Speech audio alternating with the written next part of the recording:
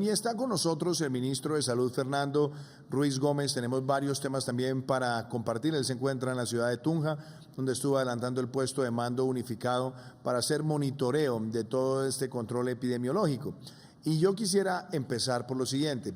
Como lo dijimos también en Prevención y Acción con el equipo del Instituto Nacional de Salud, hemos estado haciendo seguimiento y análisis constantes sobre distintas presentaciones del virus del COVID-19 en nuestro país para identificar si hay linajes, si hay cepas, para tener todas las alertas y también los controles epidemiológicos. Claramente, este es un trabajo que se viene desarrollando de manera permanente y el equipo de terreno del Instituto Nacional de Salud viene adelantando una labor supremamente importante.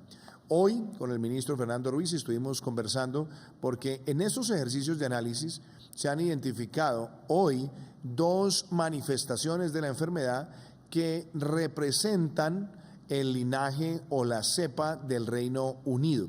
Hemos encontrado esa presencia en dos casos en nuestro país y es muy importante poner en alerta, obviamente, a las autoridades en qué sentido. ¿Qué se sabe de esa cepa y de ese linaje hasta ahora?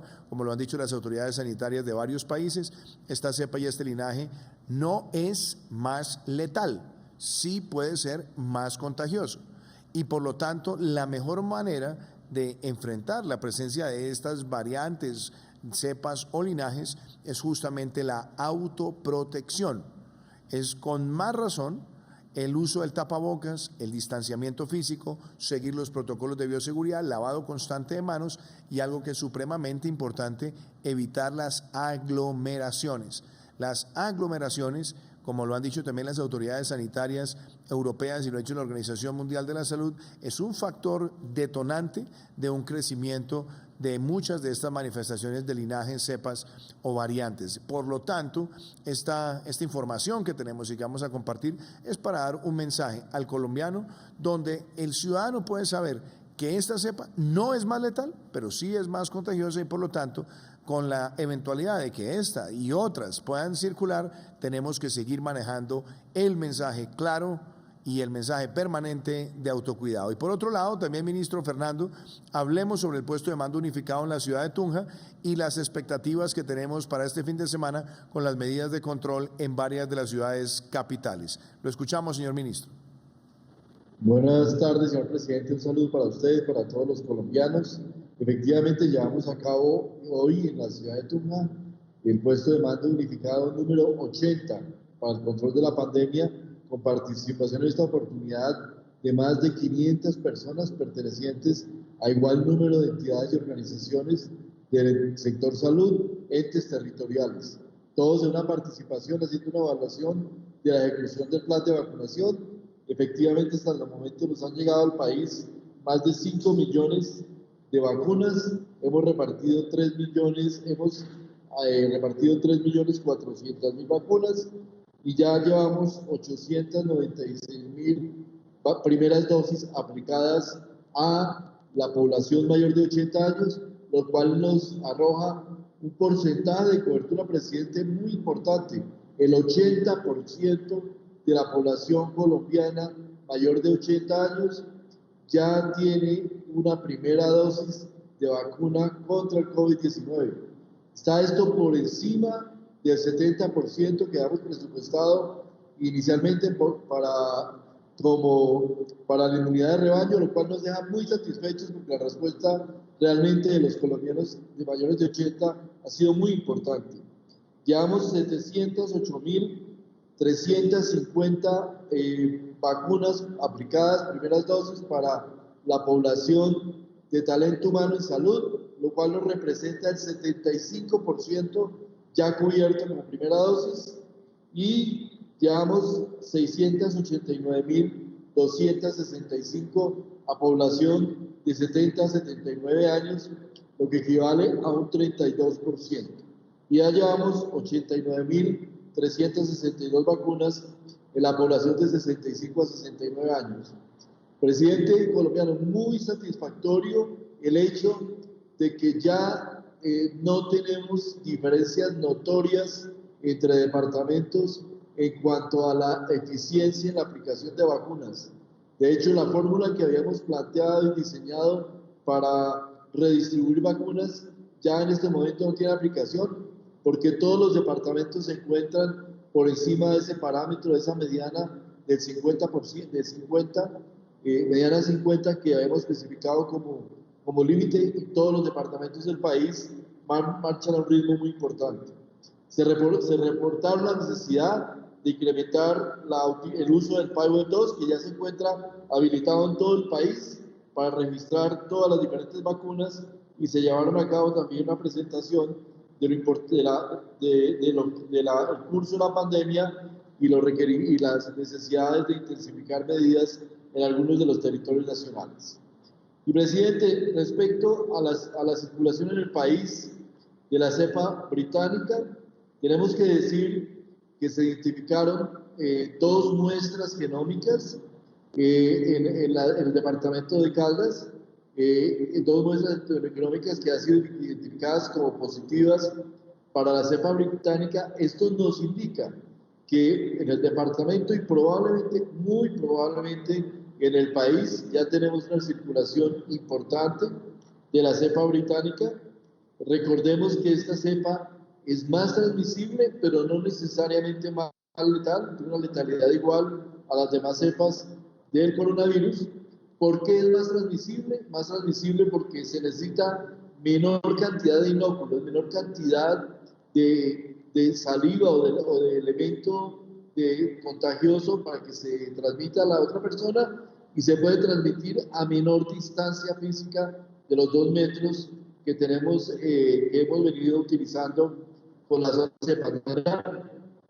Que, primer mensaje, es importante tener en cuenta que esta cepa ha llegado tarde a Colombia, ya se encontraba circulando en 60 países del mundo y se encuentra circulando en 12 países del continente americano, entre otros Chile, Brasil, México, Aruba, Puerto Rico, Ecuador, Perú, Argentina, Bahamas, los Estados Unidos, Canadá y Curazao. Colombia sería el país 13 al cual llega la cepa, y esto nos da idea de la importancia de las medidas que hemos tomado para poder contener la cepa, que de todas maneras, como todas las cepas, terminan circulando en el mundo entero.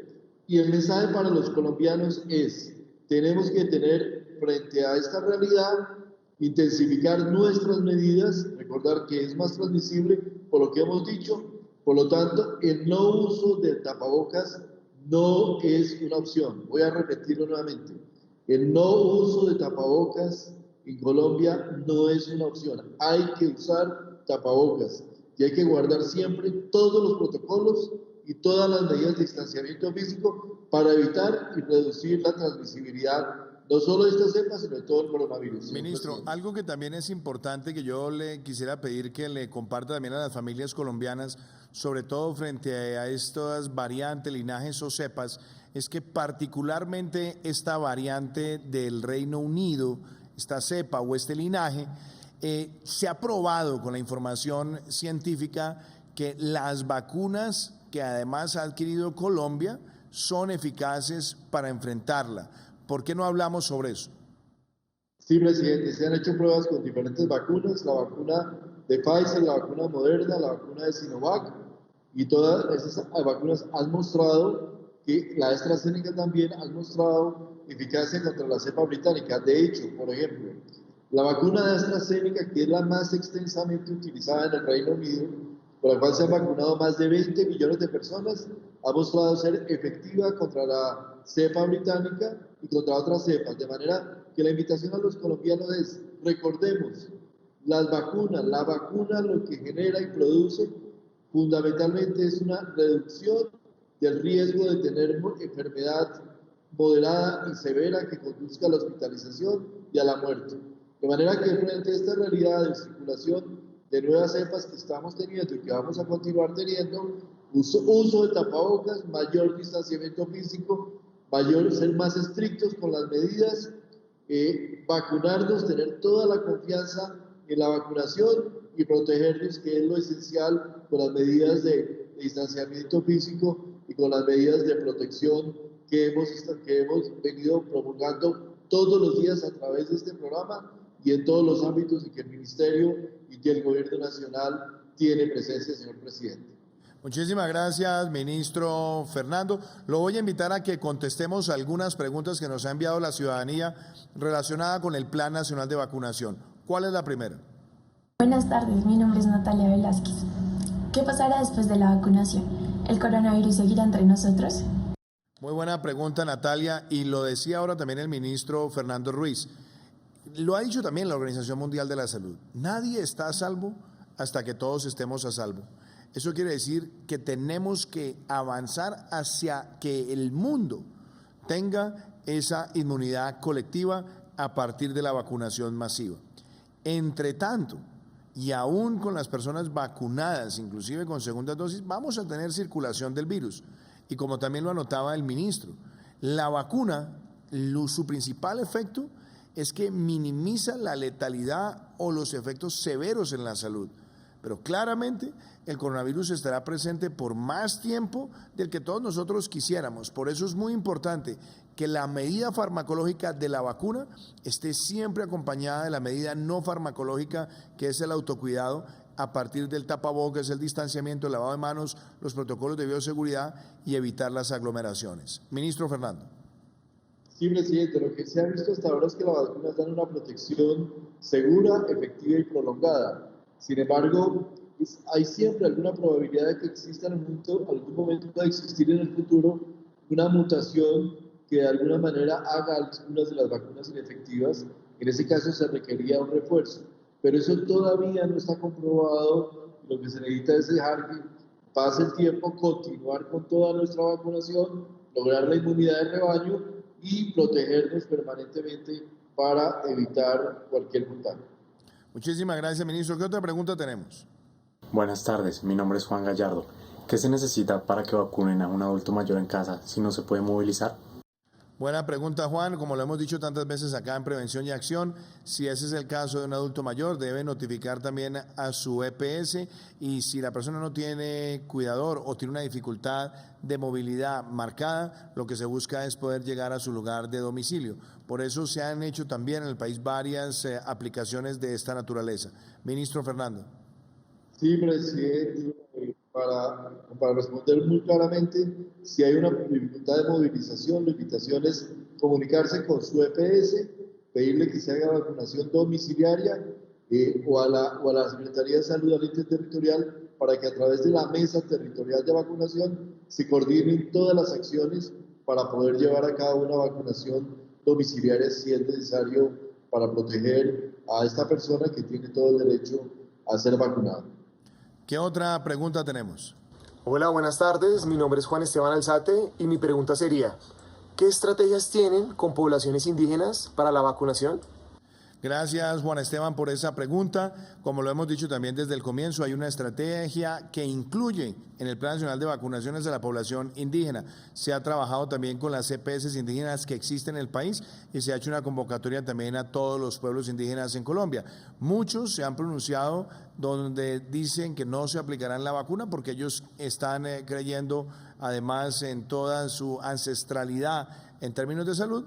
Y lo que ha ocurrido, y yo creo que es además importante, es que pese a que ese ha sido el enfoque de algunas comunidades, también han dejado abierta la posibilidad para que voluntariamente quienes así lo desean puedan recibir su vacuna. Pero lo cierto es que el Plan Nacional de Vacunación incluye ese sector de la población y además viene también administrando la vacuna a un número importante de nuestros pueblos ancestrales e indígenas. Ministro Fernando.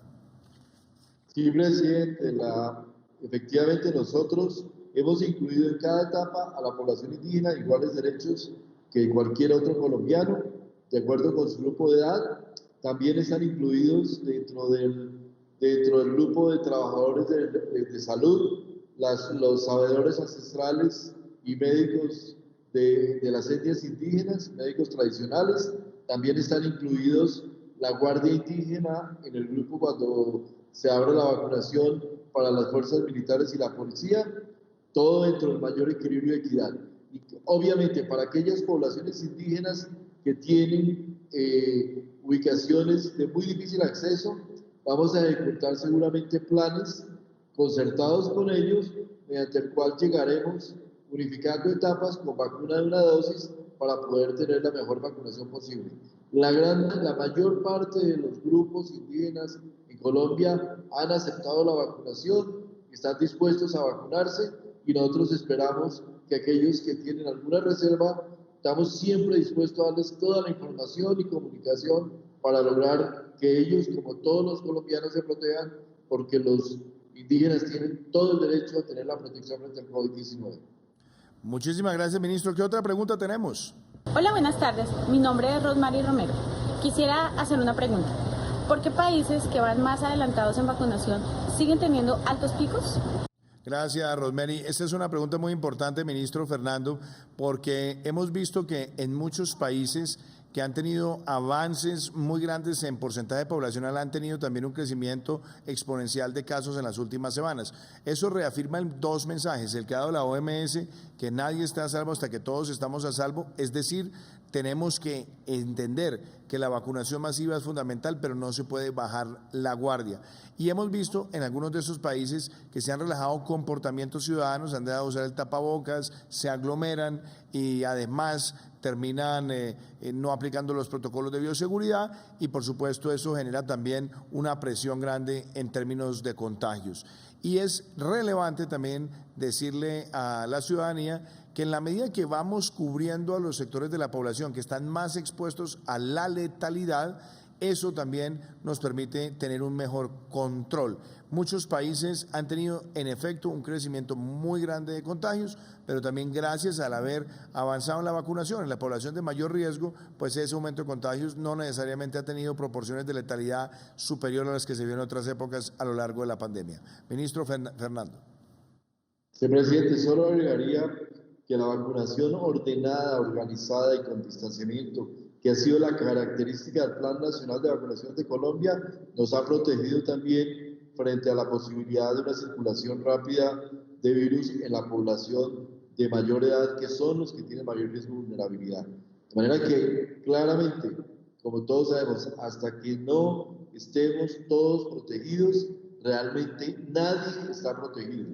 Y por eso es muy importante mantener las medidas de distanciamiento físico, protocolos y uso del tapabocas hasta que no se llegue a la esperada inmunidad de rebaño para poder realmente sentirnos liberados de esas medidas.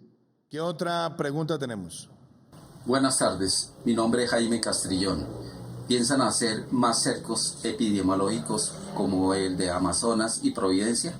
Esa es una muy buena pregunta y justamente con el Comité Epidemiológico de Expertos se va haciendo la revisión semana a semana de cómo se comporta la pandemia y donde sea necesario aplicar estos cercos se aplicará. Es una medida que se tiene y que se utiliza, obviamente mirando el comportamiento de la pandemia. Ministro Fernando. El que se hizo en el Amazonas ha sido muy exitoso en contener hasta donde ha sido posible la llegada del virus y de la cepa brasilera a Colombia. No lo ha evitado con toda seguridad, pero nos ha permitido y diferir en ciudades la emergencia, la llegada del tercer pico, lo cual esperamos los resultados también del nivel de afectación que vamos a tener en el futuro. Muchísimas gracias, ministro Fernando.